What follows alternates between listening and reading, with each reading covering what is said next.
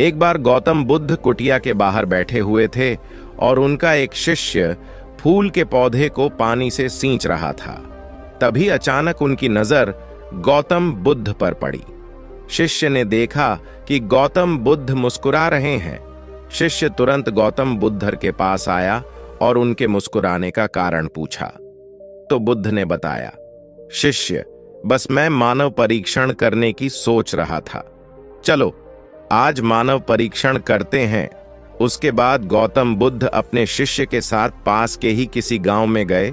उन्हें वहां एक वेश्या स्त्री मिली और गौतम बुद्ध से प्रश्न करने लगी कि आप किसी राजकुमार और राजा की तरह दिखते हैं, फिर आपने संन्यास धारण क्यों किया हुआ है? गौतम बुद्ध ने उस वेश्या स्त्री को उत्तर दिया कि मैंने 3 प्रश्नों के उत्तर जानने के लिए संन्यास धारण किया है। वेश्या स्त्री ने कहा कि ऐसे कौन से 3 प्रश्न हैं कि जिसके कारण आपने संन्यास धारण किया है? गौतम बुद्ध ने बताया कि हमारा शरीर युवा और आकर्षक है, लेकिन समय बीतेगा और समय के साथ साथ हमारा शरीर बूढ़ा होगा और बीमार होगा। उसके बाद शरीर मृत्यु को प्राप्त होगा।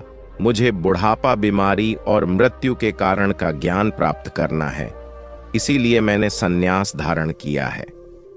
महात्मा बुद्ध की ज्ञान भरी बातें सुनकर वह स्त्री बहुत प्रभावित हुई और महात्मा बुद्ध को अपने घर भोजन करने के लिए आमंत्रित किया।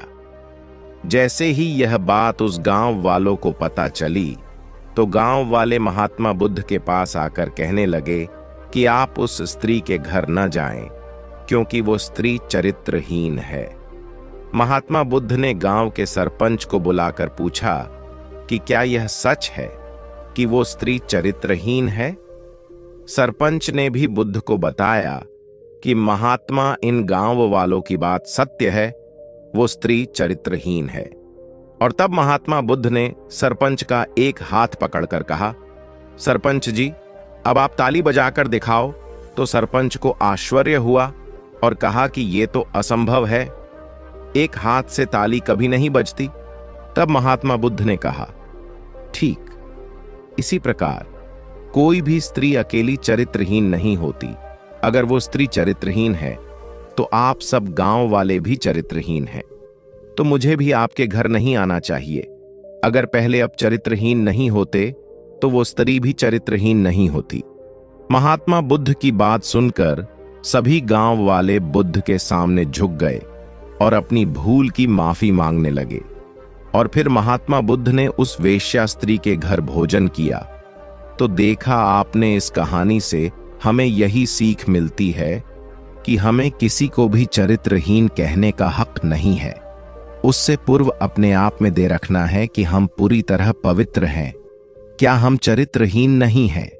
पहले हमें तन मन से पवित्र रहना चाहिए, उसके बाद दूसरों को चरित्रहीन कहना चाहिए। धन्यवाद दोस्तों। अगर आपको यह कहानी पसंद आई हो तो हमें कमेंट करके जरूर बताएं।